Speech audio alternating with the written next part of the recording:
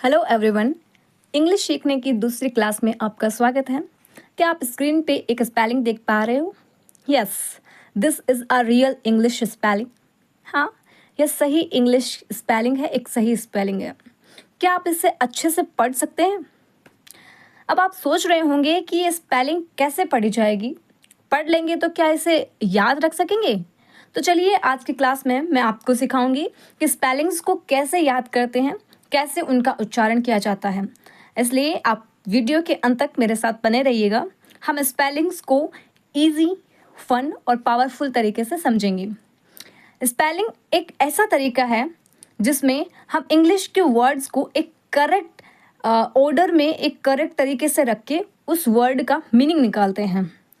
अगर आप एक छोटी सी गलती भी स्पेलिंग में करते हो तो या तो वो स्पेलिंग पूरी गलत हो जाएगी या उसका अर्थ बदल सकता है। एग्जाम्पल के लिए देखिए, डेजर्ट एंड डिज़र्ट। डेजर्ट का मतलब होता है रेगिस्तान, वहीं डिज़र्ट का मतलब होता है मिठाई। तो देखिए कैसे इसका अर्थ बदल चुका है। इसीलिए अगर आप सभी तरह से इंग्लिश सीखना और बोलना चाहते हो तो स्पेलिंग बहुत मैटर करती है। बहुत से इंग्लिश सीखना चाहने वाले या फिर सीखने वाले लोग हैं, वो स्पेलिंग को एक हेडेक की तरह देखते हैं। उन्हें स्पेलिंग्स हार्ड लगती है क्योंकि वे स्पेलिंग के शब्दों का सही क्रम याद नहीं कर पाते, या वे स्पेलिंग को साउंड के बेसिस पे याद करते हैं, साउंड के बेसिस पे उसे गैस करते हैं, जिससे उनकी स्पेलिंग है वो इनकरेक्ट हो जाती है। But it's okay. आज हम स्पेलिंग सीखने और याद करने का सही मेथड देखेंगे। So tip number 1, say the word slowly and break it into the parts.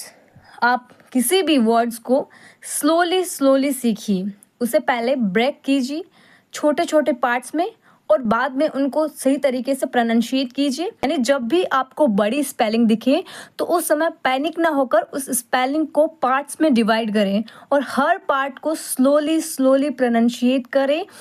तो अब अपने पहले स्पेलिंग पे चलते हैं। पहली स्पेलिंग थी हाइपर करेक्शन। ऐसे इसको अगर ब्रेक करते हैं तो हाइपर करेक्शन से साथ में बोलेंगे हाइपर करेक्शन। तो ये हार्ड स्पेलिंग भी सिंपल लगने लगी है।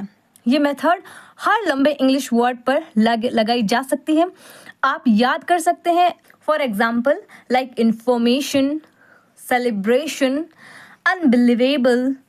हर पार्ट को सही तरह से बोले, हर पार्ट को अलग अलग लिखें, then write the whole word, पूरे शब्द को लिखें और इस तरह हर दिन इसकी प्रैक्टिस करें और इस तरह लॉन्ग वर्ड्स स्पेलिंग से आप डरना भूल जाइए और उसकी बार बार प्रैक्टिस करना शुरू कीजिए। Tip number 2, read more English every day. English को ज़्यादा से ज़्यादा पढ़ने की कोशिश कीजिए। स्पेलिंग करेक्ट करने का यह एक इम्पॉर्टेंट तरीका है जिसमें आप रेगुलरली अगर इंग्लिश रीड करते हो तो आप स्पेलिंग्स को करेक्ट करना सीख सकते हो। जब आप बुक्स, आर्टिकल्स और इवन शॉर्ट स्टोरीज जब पढ़ते हो तो आपकी आंखें बार बार एक करेक्ट स्पेलिंग को देखती हैं, उसे प्रोनाउंशिएट करती है। ये रिपीटेड एक्सपोजर आपके ब्रेन को स्पेलिंग की करेक्ट फॉर्म को याद रखने में मदद करती है। थोड़े समय बाद आप सरलता से वर्ड्स को याद करना सीखने लगते हो और उनका सही उच्चारण भी आप करने लगते हो। जब आप रीडिंग करते हो तो आपको सेंटेंस का भी पता चलता है कि किसी सेंटेंस में कितने वर्ड्स होने चाहिए। इसलिए हर दिन इंग्लिश पढ़ने की कोशिश जरूर करें। इवन आपकी 10 मिनट, हर दिन की 10 मिनट की रीडिंग आपके स्पेलिंग करेक्शन को काफ़ी हद तक सुधार सकती है। तो चलिए tip number 3, learn the common spelling mistake. यानी बहुत से इंग्लिश लर्नर्स होते हैं जो स्पेलिंग को इनकरेक्टली स्पेल करते हैं।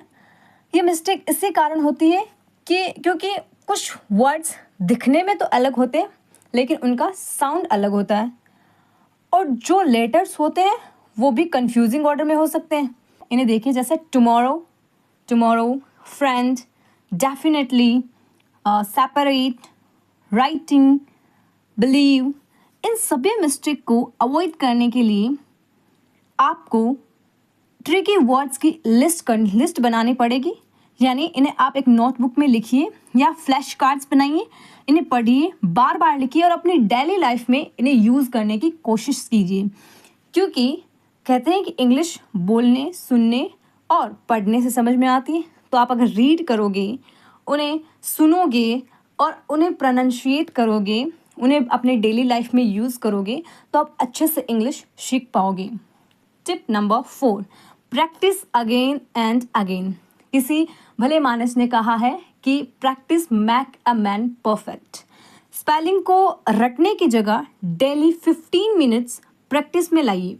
इससे आपकी स्पेलिंग और इंग्लिश फास्ट तरीके से डेवलप होगी। इसके लिए छोटे शब्दों से शुरू कीजिए और धीरे धीरे बड़ी स्पेलिंग्स की तरफ बढ़िए। Thank you very much guys for watching the class.